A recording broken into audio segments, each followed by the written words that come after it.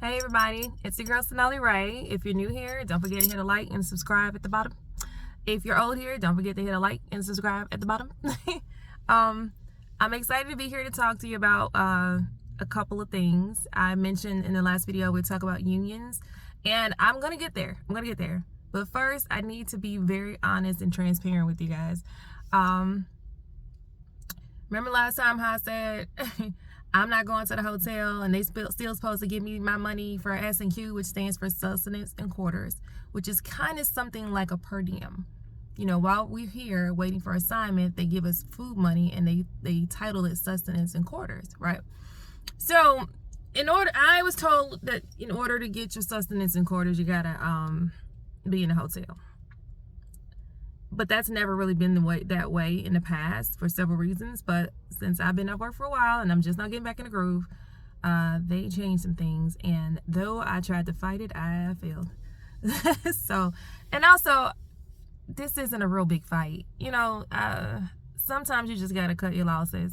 I'm telling you this because I want this channel to be very transparent and authentic. I'm not going to lie to you. I don't have to. So, I had to check into the hotel. In fact, I'm sitting in a car because I'm sitting outside the hotel. Good news, they did do a little bit of a facelift, but only to the lobby. It is what it is, you guys. So if you come out here, look up the Norfolk Plaza. If you want me to show you what the room looks like and what it looks like on the inside, let me know in the comment section. As always, if you have any questions, definitely reach out to me. If you're going to email me, make sure you're respectful. I'm not dating anybody off of YouTube. No shade, but this isn't what that's for. I don't come on here to date. Okay, so let's get into the union. There is a union that works alongside, works not for MSC, but work allegedly for the Mariners. Okay. And it's called SIU. Now, SIU by itself, it stands for Seafarers International Union. Okay, so that is a big conglomerate, huge. So we have what's called SIU Government Service Division. So basically, the big union allows this little small side to use their name, but we do not get the same privileges and amenities that an actual union gets. For example, if you're in a union, you're on a ship and something is not right, or something is not something's not there that you want, you can contact your union and be like, hey, this is what's going on, this is what we want, this is how we want it, and the union will tell you, depending on the situation, they'll instruct you whether to stand down or not.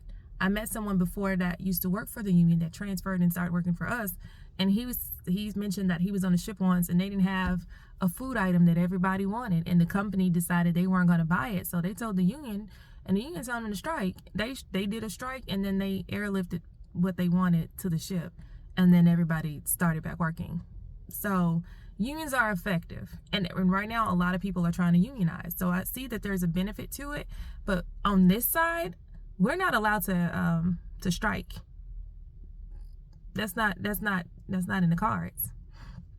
To be completely frank with you, though, it's just been my experience that whatever the union is capable of doing, you can do it yourself. I did pay for the union, and I thought that I told them, which I did tell them, to stop taking union dues out of my check, and I just checked my last LES, and they are taking union dues out. My point in telling you this is because if you can get in and they're really quick to sign you up. Yeah, here, sign this up. You can be a part of the union. And if you're a part of the union, I will fight for you. I will fight for your rights. I'll make sure that everything is just and right. And that's just not completely true. It's just, I'm being honest. It's not. And I know the union rep on the West Coast personally. It's just not true. So, let's see. Once you pay your dues, it's like 19, almost 20 bucks out of every check. So you're paying $40 a month. $40 a month. That's, I mean, over time, that's a lot of money to not really get adequate representation. A lot of times, and it's been my personal experience, that we as mariners would talk about the wages, specifically in the supply department, how it's not even on shipboard, you know.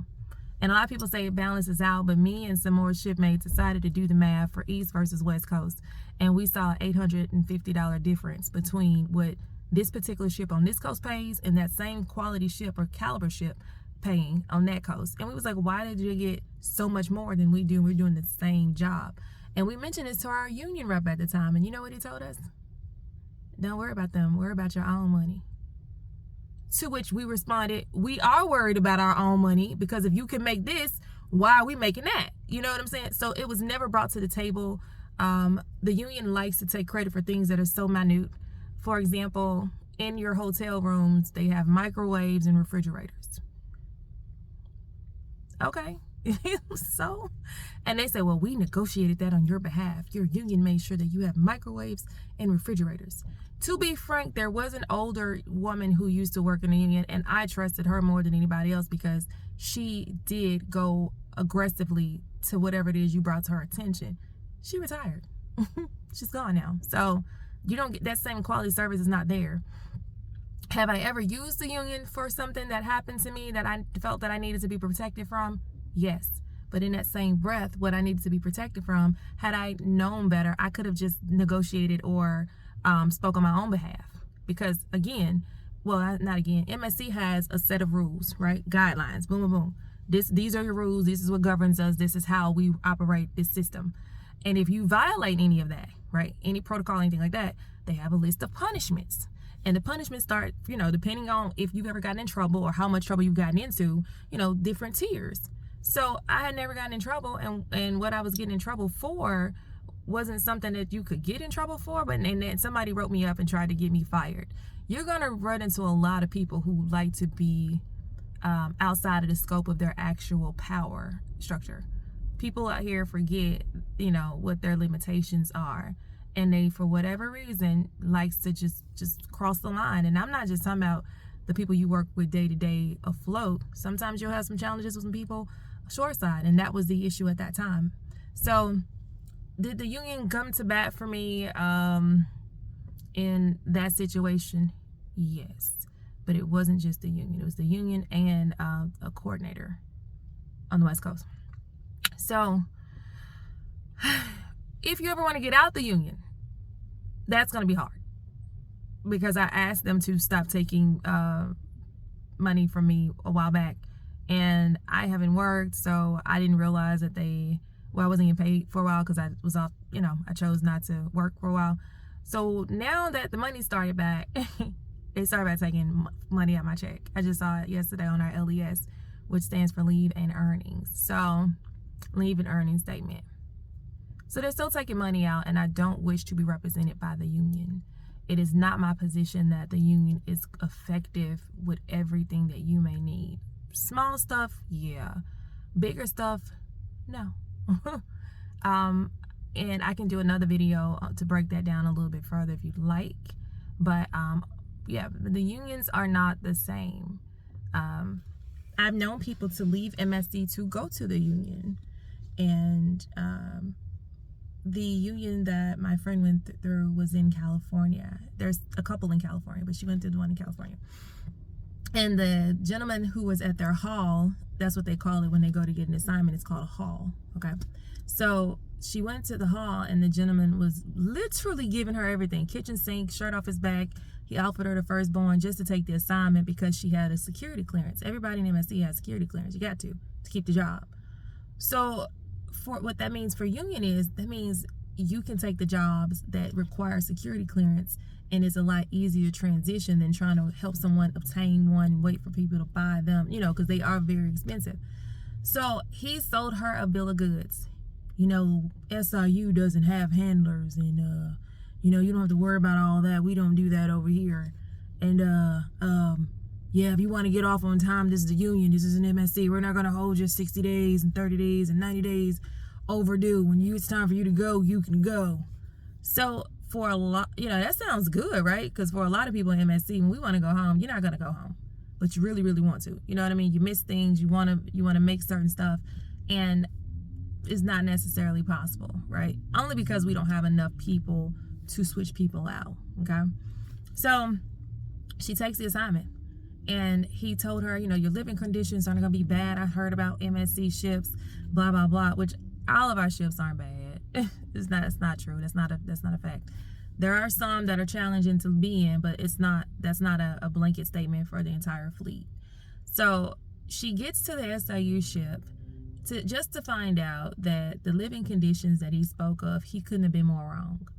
But she's a trooper. You know, she's not high maintenance. So she's like, I'm just going to suck it up and I'll just do the job because I committed to doing the job.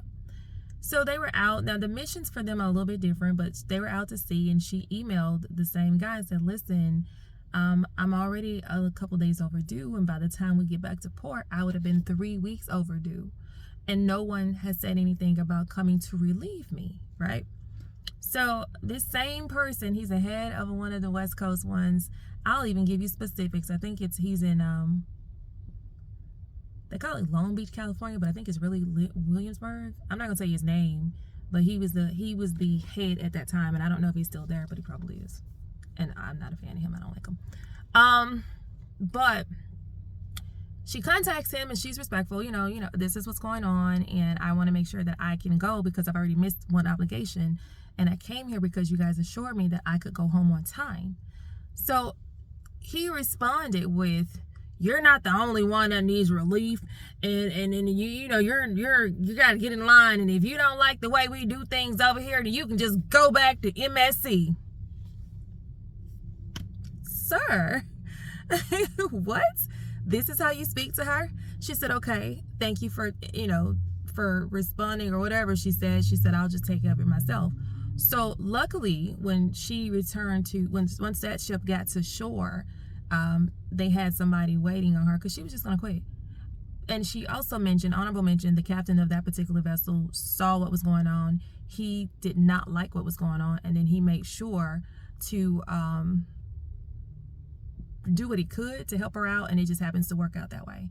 To this day, they still ask if she would like to return, and she declines, and I don't blame her. So sometimes the grass isn't always greener on the other side. There are also other things that are different from this company to that company with regard to obviously living conditions and leave, how you do leave. MSC, you put a lead chip in, it's either approved or it's not. If they don't approve it, they gotta tell you why. But generally speaking, if you're on a ship and you're in port and you want to go do something, your chief stewards, I'm only speaking specifically of supply department, okay?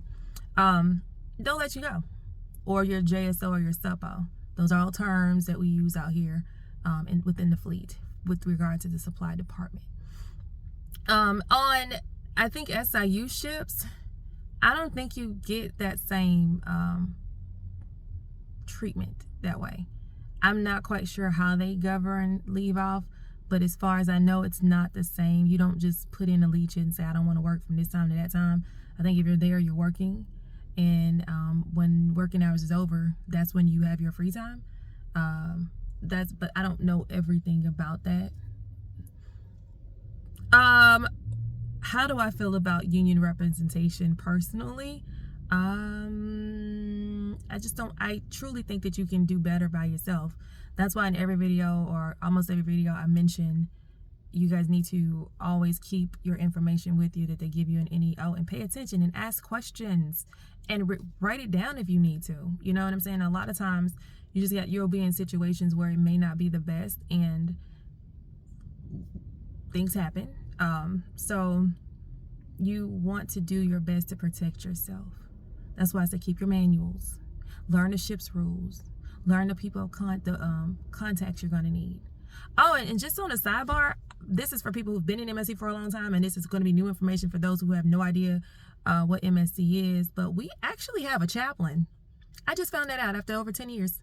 We have a chaplain in the fleet.